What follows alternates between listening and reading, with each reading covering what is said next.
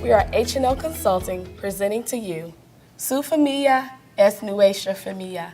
Your family is our family, addressing the concerns of the San Joaquin Valley. Our agenda for today is as follows. I will go over the strategic analysis, the short and midterm solutions, and my colleague Farah will be going over the marketing strategies and the financial analyses. I would like to give you more information about the San Joaquin Valley. Currently, they are experiencing high rates of poverty and unemployment. In fact, 21% of residents live below the federal poverty line. This is also considered as a federal health professional shortage area, which adds to the challenges of access to care. Along with the shortage, this is also a rural agricultural area, which adds to the challenge of access to care. Kaiser Permanente's mission is to provide high-quality, affordable health care and to improve the health of the members and the communities we serve. In order to fulfill this mission, we first need to look at the population that we will be serving. In the San Joaquin Valley, almost half of the population is Hispanic. 74% of people live within a family unit, and to break down that family unit even more, 44% live with children under the ages of 18, and 26% live with households with individuals 65 years or older. Our target population is the Hispanic population and the family units. We want families to believe in the KP's mission that we'll be able to deliver the care that they so desperately need. In addition to poverty and unemployment, Kaiser Permanente Fresno Community Health Needs Assessment has found that these are the top 5 key areas of the problems. We, H&L Consulting, believe that resources should be allocated to access to health care, diabetes, and asthma. In fact, 1 in 6 children in the San Joaquin Valley is diagnosed with asthma before the age of 18. This is an epidemic level. I would now like to introduce you to Maria. Maria is a 9-year-old girl living in the San Joaquin Valley. She lives with her grandparents, her parents who are migrant farm workers, and her older brother. One day, Maria goes outside and she has an asthma attack. Her brother is frantic and does not know what to do. He runs inside and grabs her grandmother. Maria's grandmother does not speak English and does not know what to do to give the care to her granddaughter that she so desperately needs. We need to institute solutions in order to make sure there are not any more Marias. In order to do this, we need to shift from today's care to the patient-centered medical home. With today's care, patients assume full responsibility of their health. By shifting to the patient-centered medical home, patients, along with a prepared team of professionals, coordinate their care. The patients will be registered within the patient portal, and then the team will assess the patient's health to plan the care. All results will be tracked to follow up with the primary care provider. Our short-term solutions include 3 mobile clinics called Mobile Care for You. We will have 2 primary and urgent care, as well as a focus on migrant care, which is a high population in the San Joaquin Valley. With these mobile clinics, we'll be going to farms, schools, businesses. There will be a total of 13 FTEs for those mobile clinics, including a patient navigator, a lab technician, a medical assistant, a nurse practitioner, and a clinic coordinator. Our specialty, we will introduce allergy, OBGYN, and orthopedics. As I said, 1 in 6 children of the San Joaquin Valley is diagnosed with asthma before the age of 18. The San Joaquin Valley is also a fast-growing population, which means we will need care for those mommies and babies. We will also have orthopedics for the older population because they need care as well. We will also have chronic disease management and Visalia MOB, specifically for allergy and diabetes. We will also increase our telemedicine from 1 day to 2 days because currently we have the specialties of dermatology and psychiatry, but we want to introduce endocrinology for our older population. At our mobile clinics, patients will be able to receive healthcare education, general medical exams, immunization, screening, and minor treatment of chronic health conditions. Here's a potential route for our mobile care clinics. On Monday, we will visit Lincoln Elementary School. On Tuesdays, Frank Home. On Wednesdays, Pleasant Elementary School. And we will implement the plan to be at these schools each day of the week during the months. We will also go to farms and businesses at this time. Our idea here is to establish consistency, dependability, and reliability among the San Joaquin population. We want the families and communities of the San Joaquin population, when thinking of where to receive health care from, KP comes first to mind. At our Visalia Medical Office Building, as I said previously, we have allergy, OBGYN, and orthopedics. These specialties will share the same space, but as demand increases, we will revisit the plan in order to accommodate the population. We will also have chronic disease management. Our asthma and diabetes program is modeled after Community Care of North Carolina, which is a nationally recognized program. We will build capacity and structure and process for routine assessment. And by capacity, we mean put processes and structures in place in order to achieve the desired outcomes, meaning reducing the disparities among the San Joaquin population. We will also reduce unintended variation in care, establish consistency among the care, which the population needs. We will also educate patients, family, and school personnel, because as we all know, greater education results in greater health choices. We will also report outcomes and process measures to all providers and staff regularly to assure accountability and responsibility. We want the families of the San Joaquin Valley to believe in KP's mission and to let them know that we will do whatever it takes in order to deliver the care that they so desperately need. At the Visalia MOB, we will have these additional roles. Our patient navigator is a nurse, and she's bilingual, and she connects the patient with all services and providers.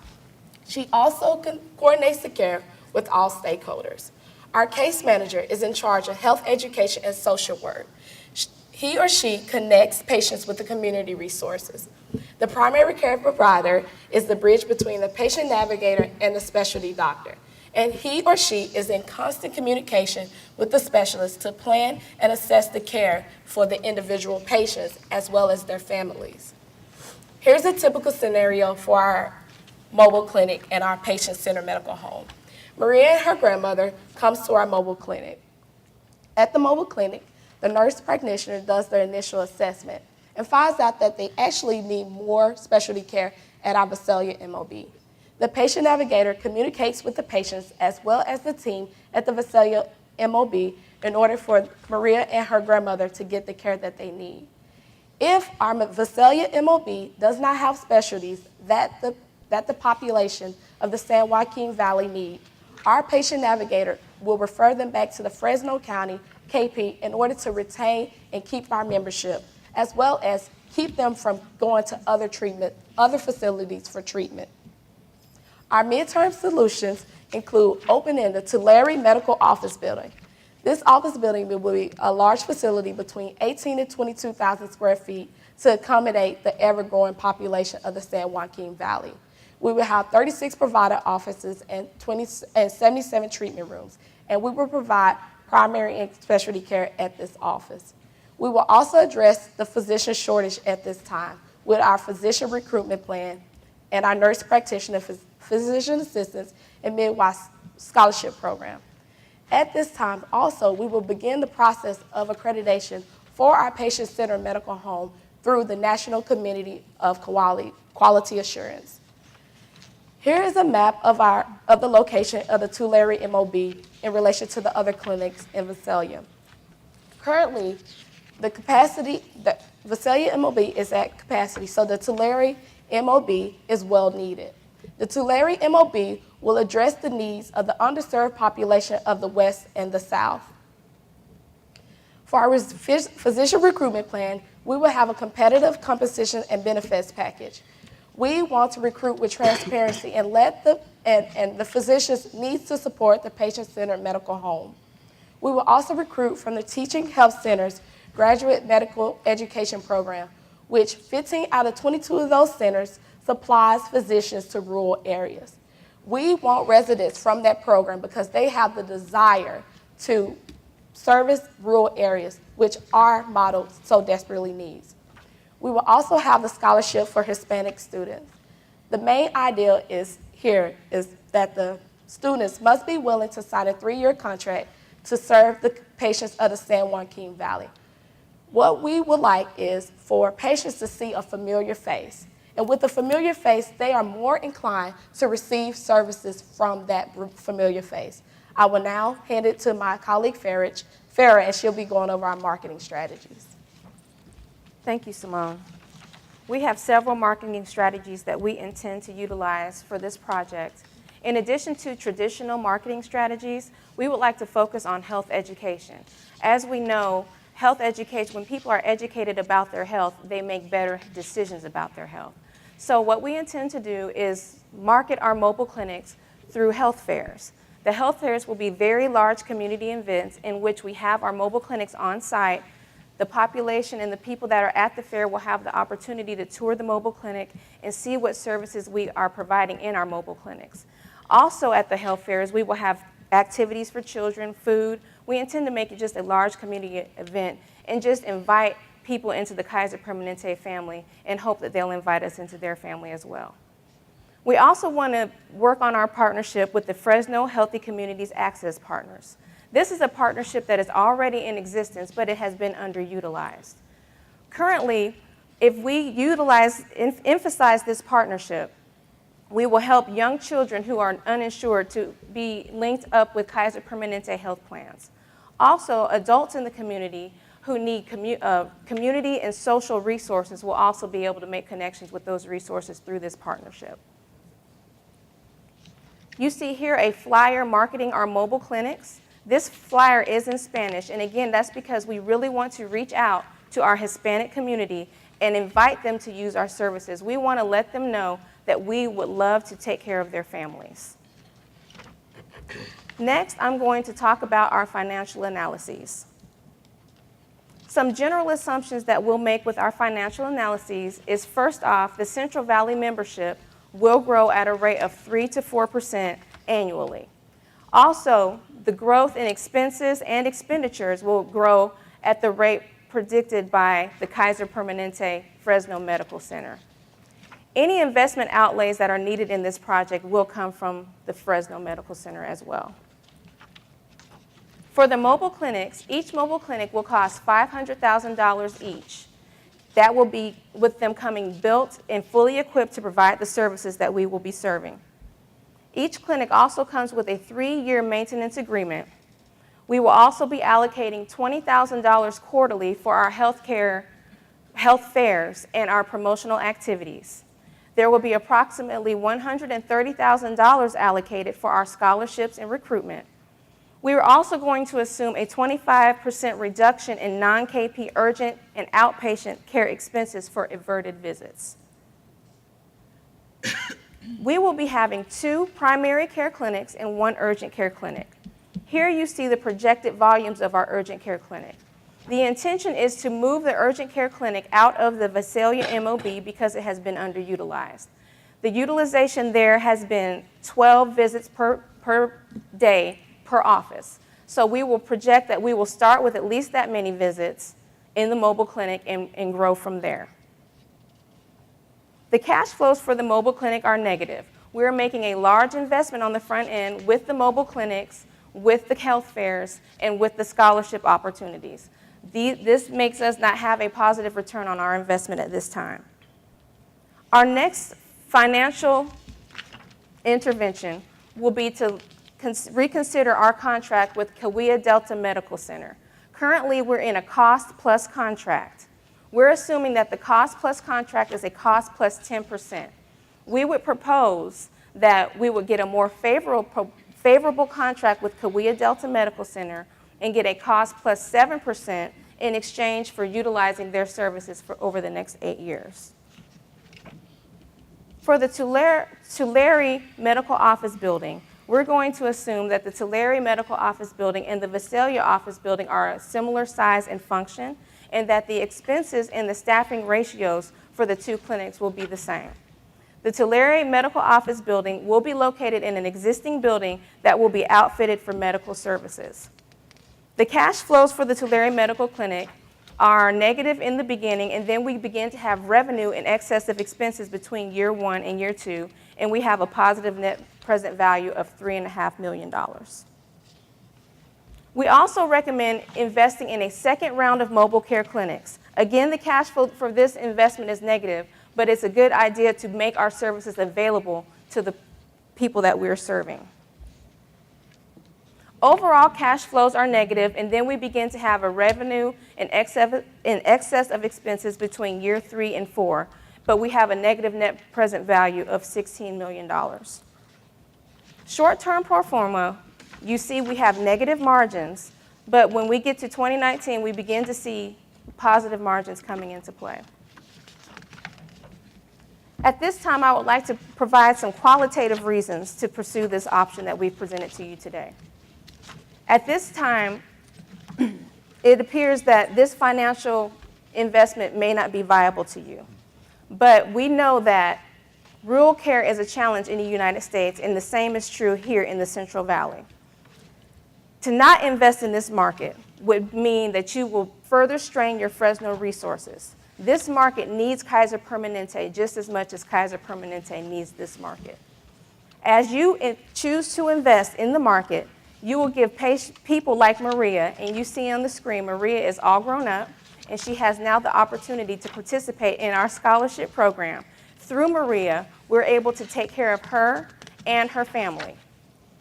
As we proceed and you build your membership and you keep our patients healthy through patient-centered medical homes, this future in Visalia County, Visalia is bright, as well as the financial future for Kaiser Permanente. This concludes our presentation. We are now open for questions. So I want to touch on the mobile clinics. So as you've shown, we expect a negative return.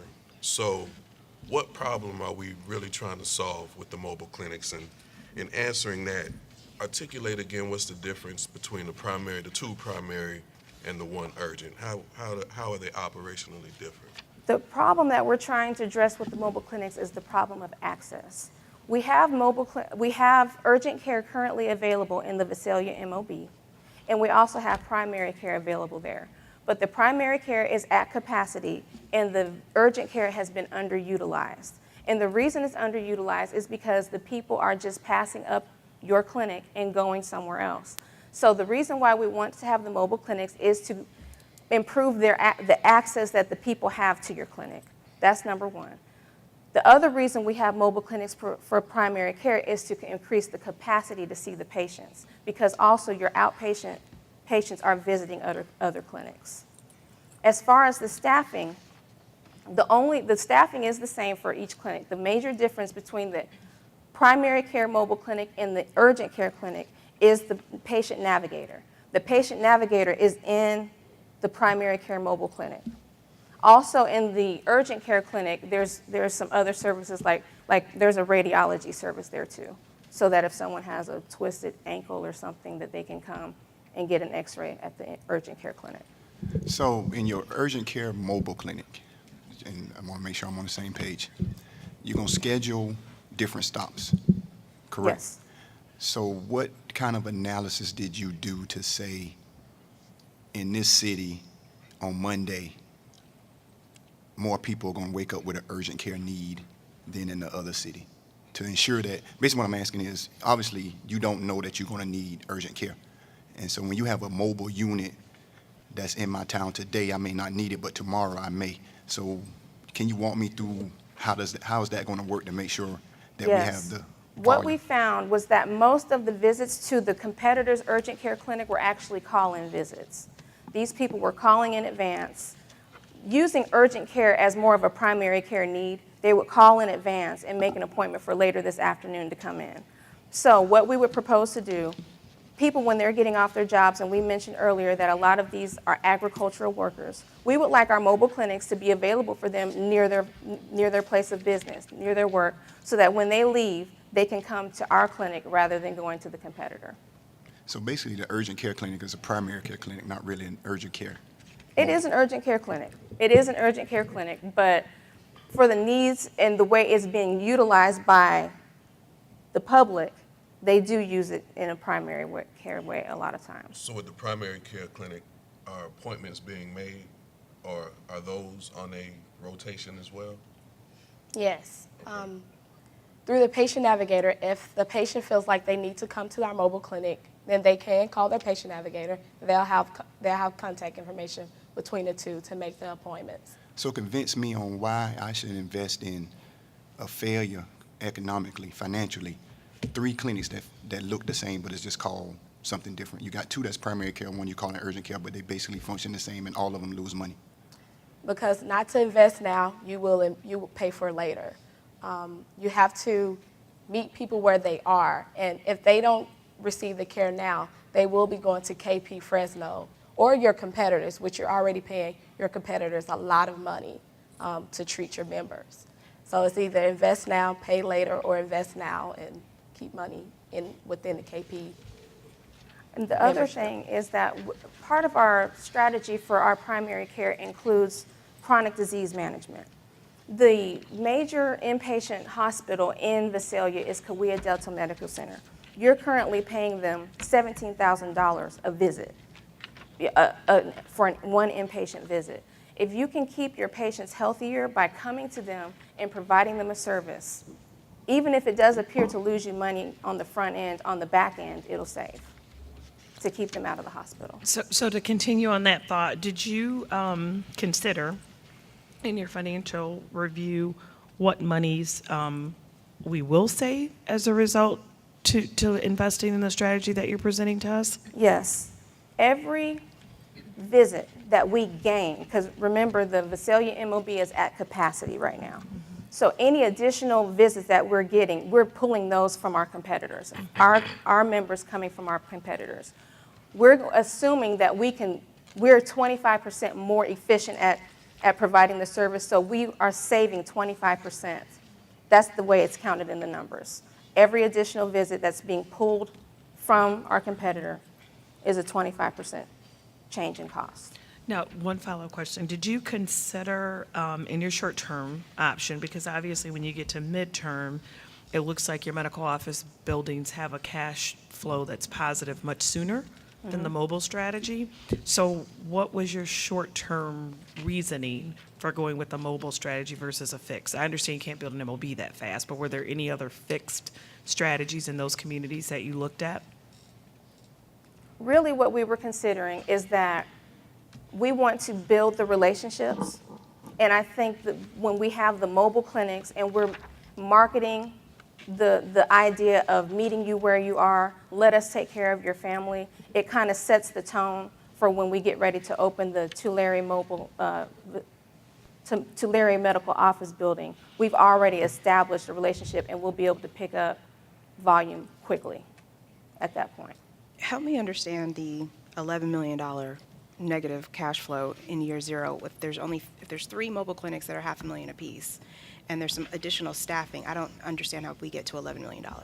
We also are we're also adding, when we move the urgent care out of the Visalia MOB, we're adding 3 specialties to that, and we're adding endocrinology and telemedicine. So all of this front-end money is including all of those investments. And you're saying that in your financials, so you offset that with the quote-unquote savings that we have by insourcing that business from our competitors? Yes. So the assumption, is there a percentage of patients that you're assuming that we're moving, or is it 100% of the patient population that it's total insourcing, or is some of it new business? What we did was we projected volumes, and then with each projected visit, it's not 100%, but with each projected visit, we're just assuming that we would save 25%. So it's on the cost. 100% of the patients in the budget, is that? Yes. Okay. Do you have a dollar amount? And the reason I'm asking, because if you're saying to invest in this, you're losing $11 million, but on the back end, you're going to save X amount of dollars, is there a dollar amount to say, okay, I'm losing 11, but in the main facility, I'm making 100 million because I attracted this 25%. Do y'all have a dollar amount on the savings?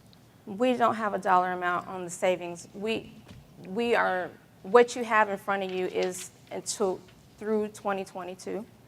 I do believe that beyond that, that's where you will see the majority. It's more of a long-term payoff.